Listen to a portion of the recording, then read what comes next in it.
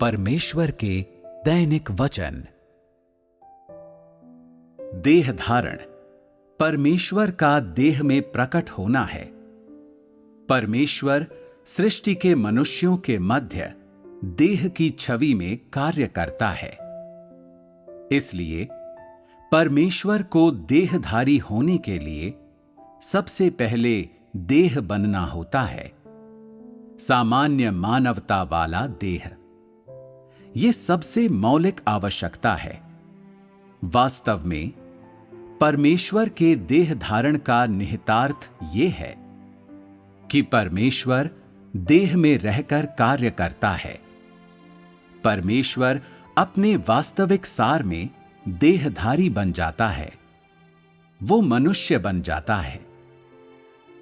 उसके देहधारी जीवन और कार्य को दो चरणों में विभाजित किया जा सकता है। पहला वो जीवन है जो वो सेवकाई प्रारंभ करने से पहले जीता है। वो एकदम सामान्य मानवता में रहता है। सामान्य मानवीय परिवार में रहकर जीवन की सामान्य नैतिकताओं और व्यवस्थाओं का पालन करता है। उसकी सामान्य मानवीय आवश्यकताएं होती हैं: भोजन, कपड़ा, आवास, निद्रा। उसमें सामान्य मानवीय कमजोरियां और सामान्य मानवीय भावनाएं होती हैं। दूसरे शब्दों में, इस पहले चरण में वो सभी मानवीय क्रियाकलापों में शामिल होते हुए बिना दिव्यता के पूरी तरह से सामान्य मानवता में रहता है। दूसरा चरण वो जीवन है जो वो अपनी सेवकाई को आरंभ करने के बाद जीता है। वो इस अवधि में भी सामान्य मानव आवरण के साथ सामान्य मानवता में रहता है और किसी तरह की अलौकिकता का कोई संकेत नहीं देता। फिर भी वो पूरी तरह से अपनी सेवकाई के लिए ही जीता है और इस दौरान उसकी सामान्य मानवता पूरी तरह से उसकी दिव्यता के सामान्य कार्य को करने में लगी रहती है, क्योंकि तब तक उसकी सामान्य मानवता उसकी सेवकाई के कार्य को करने में सक्षम होने की स्थिति तक परिपक्व हो चुकी होती है। तो उसके जीवन का दूसरा चरण सामान्य मानवता में अपनी सेवकाई को करना है। जब ये सामान्य मानवता और पूर्ण दिव्यता दोनों का जीवन होता है। अपने जीवन के प्रथम चरण में वो पूरी तरह से साधारण मानवता का जीवन क्यों जीता है? उसका कारण यह है कि उसकी मानवता अभी तक दिव्य कार्य की समग्रता को संभालने लायक नहीं हो पाई है। अभी तक वो परिपक्व नहीं हुई है। जब उसकी मानवता परिपक्व हो जाती है, उसकी सेवकाई को सहारा प्रदान करने के योग्य बन जाती है, तभी वो जो सेवकाई उसे करनी चाहिए उसकी शुरुआत कर सकता है। चूंकि उसे देह के रूप में विकसित होकर परिपक्व होने की आवश्यकता होती है, इसलिए उसके जीवन का पहला चरण सामान्य मानवता का जीवन होता है।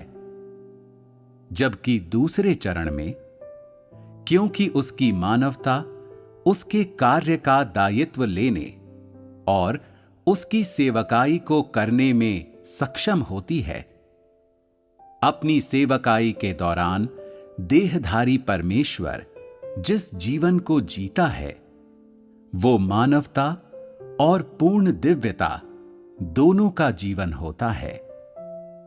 यदि अपने जन्म के समय से ही देहधारी परमेश्वर अलौकिक संकेतों और चमत्कारों को दिखाते हुए गंभीरता से अपनी सेवकाई आरंभ कर देता, तो उसमें कोई भी दैहिक सार नहीं होता। इसलिए उसकी मानवता उसके दैहिक सार के लिए अस्तित्व में है। मानवता के बिना कोई देह नहीं हो सकता और मानवता के बिना कोई व्यक्ति मानव नहीं होता। इस तरह परमेश्वर के देह की मानवता परमेश्वर के देह धारण की अंतर्भूत संपत्ति है। ऐसा कहना कि जब परमेश्वर देह धारण करता है तो वो पूरी तरह से दिव्य होता है, मानव बिल्कुल नहीं होता, ईश निंदा है, क्योंकि इस वक्तव्य का कोई अस्तित्व ही नहीं है और ये देह धारण के सिद्धांत का उल्लंघन करता है। अपनी सेवकाई आरंभ करने के बाद भी अपना कार्य करते हुए वो बाह्य मानवीय आवरण के साथ ही अपनी दिव्यता में रहता है। बात सिर्फ इतनी ही है कि उस समय उसकी मानवता उसकी दिव्यता को सामान्य देह में कार्य करने देने के एकमात्र प्रयोजन को पूरा करती है। इसलिए कार्य की अभिकर्ता उसकी मानवता में रहने वाली दिव्यता है। कार्य उसकी दिव्यता करती है, न कि उसकी मानवता, मगर ये दिव्यता उसकी मानवता में छिपी रहती है। सार रूप में उसका कार्य उसकी संपूर्ण दिव्यता द्वारा ही किया जाता है, न कि उसकी मानवता द्वारा। परंतु कार्य को करने वाला उसका देह है। कह सकते हैं कि वो मनुष्य भी है और परमेश्वर भी, क्योंकि परमेश्वर मानवीय आवरण और मानवीय सार के साथ देह में रहने वाला परमेश्वर बन जाता है। लेकिन उसमें परमेश्वर का सार भी होता है। चूंकि वो परमेश्वर के सार वाला मनुष्य है, इसलिए वो सभी सृजित मानवों से ऊपर है। ऐसे किसी भी मनुष्य से ऊपर है जो परमेश्वर का कार्य कर सकता है। तो उसके समान मानवीय आवरण वाले सभी लोगों में, सभी मानवताधारियों में एकमात्र वही देहधारी स्वयं परमेश्वर है। अन्य सभी सृजित मानव हैं। यद्यपि उन सभी में मानवता है, किंतु सृजित मानव में केवल मानवता ही है, जबकि देहधारी परमेश्वर भिन्न है। उसके देह में न केवल मानवता है, बल्कि अधिक महत्वपूर्ण यह है कि उसमें दिव्यता भी है।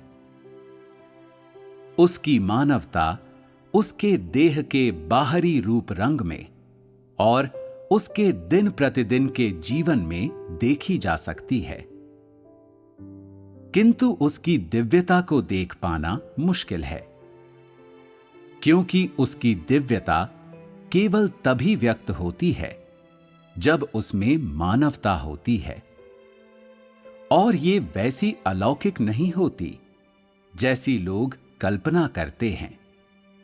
इसलिए लोगों के लिए इसे देख पाना बहुत कठिन होता है। आज भी लोगों के लिए देहधारी परमेश्वर के सच्चे सार की थाह पाना बहुत कठिन है। इसके बारे में इतने विस्तार से बताने के बाद भी मुझे लगता है कि तुम लोगों में से अधिकांश के लिए ये एक रहस्य ही है। वास्तव में ये मामला बहुत सरल है। चूंकि परमेश्वर देहधारी बन जाता है, इसलिए उसका सार मानवता और दिव्यता का संयोजन है। ये संयोजन स्वयं परमेश्वर पृथ्वी पर स्वयं परमेश्वर कहलाता है।